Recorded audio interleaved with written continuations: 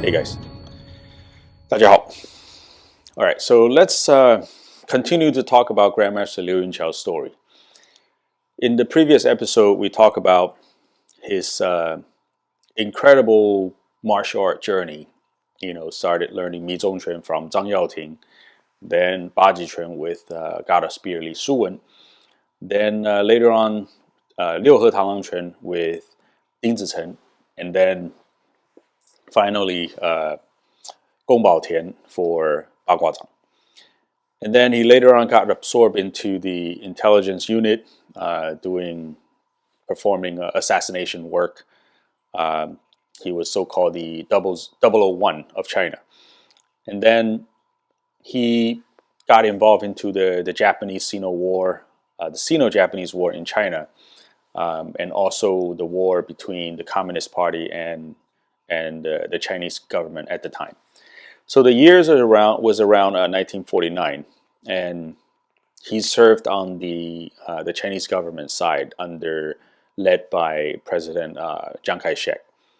Their army was fought against the Mao Zedong, the Communist Party leader Mao Zedong, and unfortunately the Chinese government side lost.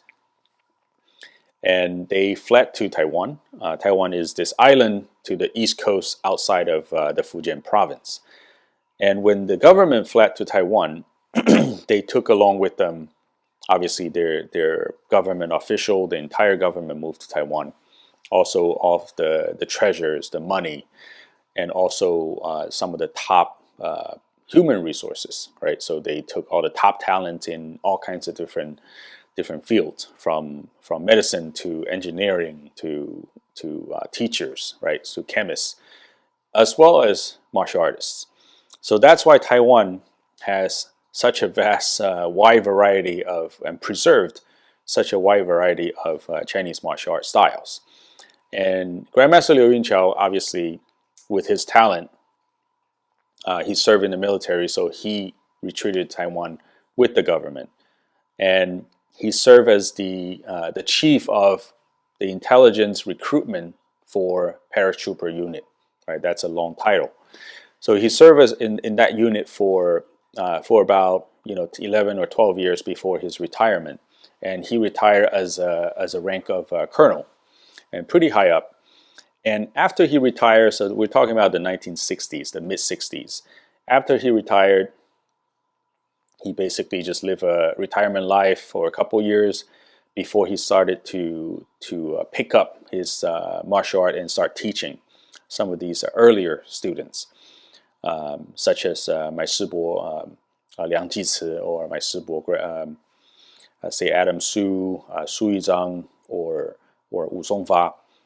And at the time in Taiwan, there's a park called Xinggongyuan. And this is a unique park because every morning there are all these various different martial artists, northern styles, southern styles. They're all teaching at that park. So there's a little martial art community there. And one day around 1966, right? So there are people just chatting over tea after practice, and people are like, Liu Yun-Qiao from our Changzhou Liu Yun-Qiao, this and that. Right, and then another person saying, "Oh, there's a Liu Yun-Qiao in Tianjin, this and that." And then the third person basically, "I think you guys are talking about the Liu Yun-Qiao from Shandong, my Shidi Liu Yun-Qiao." And then they found out they're talking about the same person, right? And then through that event, Grandmaster Liu got to reunite it with his Da Shixiong Zhang Xiangzhen, who was one of those three people. The third person who was talking about, oh, you must be talking about Shandong Liu Yun-Qiao. So when Liu Yun-Qiao was learning under Grandmaster Ding Zichen on Liu He Tanglang, Zhang Xiangzhen was the Da Shixiong, and they were very close back then. And then they got reunited after so many years, a few decades. And the similar type of story happened in Taiwan quite often, because a lot of these people, young soldiers or young people, they had to left their family, their home, and fled to Taiwan. And because of the conflict, they weren't able to go back for decades. And then this was a such a nice reunion between the Kung Fu brothers, right? After so many years. And in 1968, General Kong Lingchen. So Kong Lingchen was a very high-rank general in Taiwan government, and him and Liu Yun-Qiao was they were classmates back in military school in China, and he always know of this person who was very talented in, who served in the intelligence unit, had all these talent in martial art, amazing martial art. So through his introduction, Grandmaster Liu Yun-Qiao got to meet President Chiang Kai-shek, and as the, basically applying as the chief of the bodyguards unit. And Chiang Kai-shek was not a easy person to serve besides. And keep in mind, this person had to fought against Mao Zedong. And he already had, personnel next to him who's kind of like doing the chief of bodyguard training. And maybe General Kong Lingchen, he thought that's not good enough, and they need to raise the bar in security. So hence is why he introduced Grandmaster Liu, and Grandmaster Liu obviously had to pass the test against some of these Suijiao or judo masters, and no surprise, Grandmaster Liu Yun-Qiao became the chief of bodyguards trainer at the time. And started at that time throughout 4 presidents of Taiwan, from President Chiang Kai-shek. So 4 presidents, basically, all their bodyguards were trained by Grandmaster Liu Yun-Qiao. And later on, even till today, basically the successor continued to train, adapt this unit, this system, all the way till today. I'm mentioning this because there are a lot of masters who claim that they serve as the trainer of bodyguards in the Taiwanese government or whatnot, but BajiShu is the required martial art for all the various different high-rank units in Taiwan, even till today. So that says it. So Liu Yun-Qiao was the real deal, who really served under this role. And around the 70s, so we're talking about the 60s, so around the 70s, when Bruce Lee came about, got really famous, globally famous, and introduced his martial art as the Chinese Kung Fu. And people were curious about martial art in China, from China. And then you have starting to have all the Shaw's Brothers movies coming out of Hong Kong, and you have the Jin Yong novels, martial art novels, fictions, as well as the movie Shaolin Temple from China, and then the so-called the new wushu, right, performing-based wushu, starting to rise, being promoted by the Chinese government. So Grandmaster Liu started to see a fade or a misunderstanding of what this gem from the Chinese culture is happening, right? People starting to get confused or being altered their understanding of what real Chinese martial art was. They thought it's the performance stuff or the movie stuff or the fictional stuff. So Grandmaster Liu felt like he has a calling to justify that. So he started, in 1971, he started this magazine called Wu Tan. So Wu Tan was a magazine, a name of a magazine. So he basically took his network. He was a popular person in Taiwan at the time within the martial art community. So he's very good friend, very close with all the top masters at the time in Taiwan. So he invited all these top masters to write about articles, and also his students are also some of these article writers.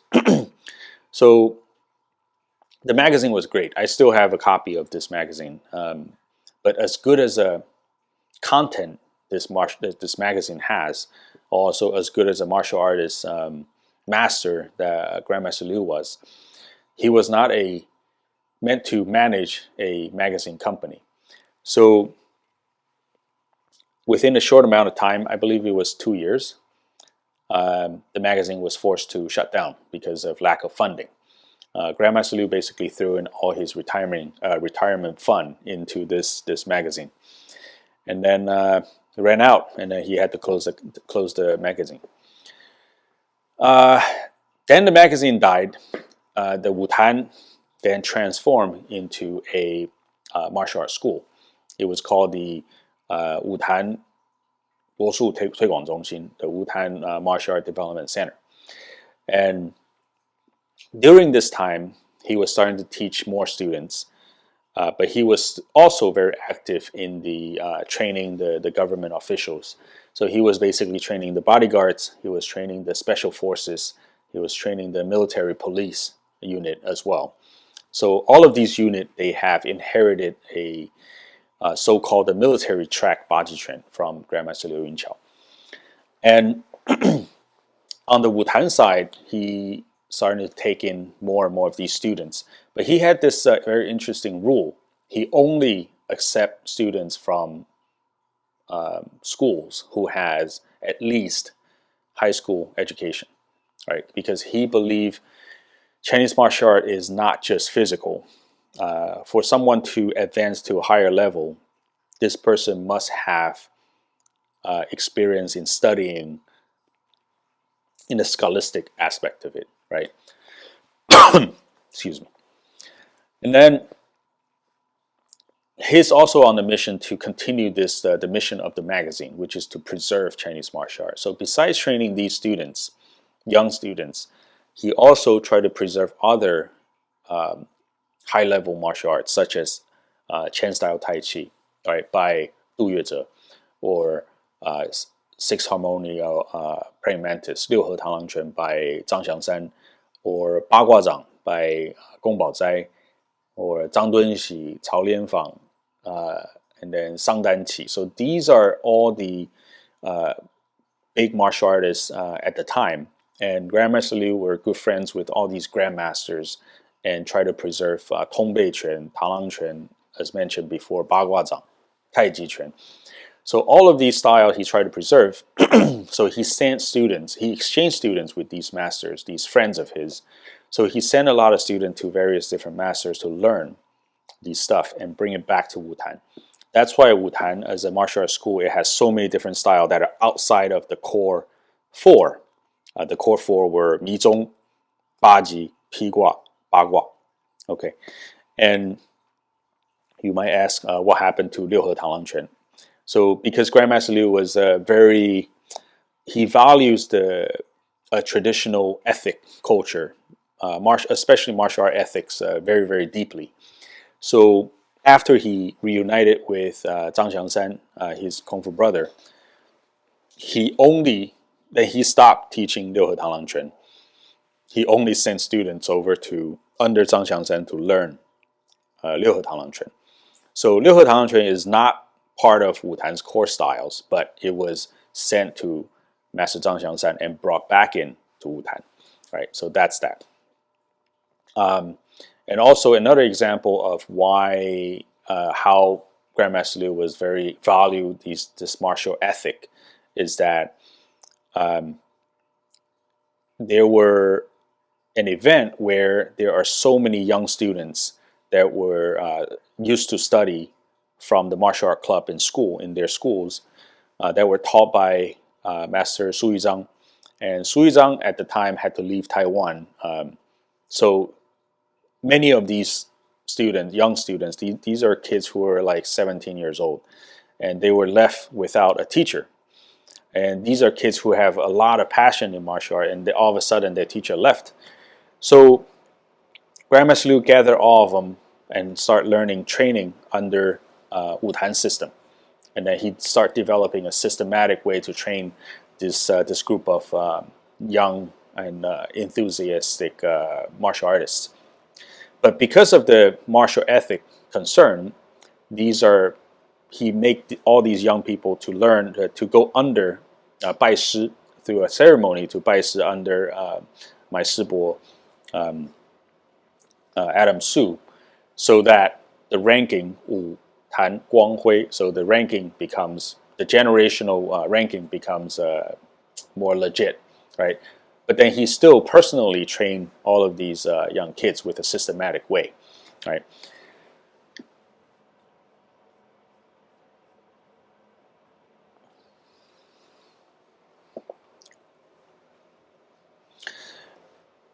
And then Wutan started from Taipei, Jingmei, right? That's the original headquarters of Wutan.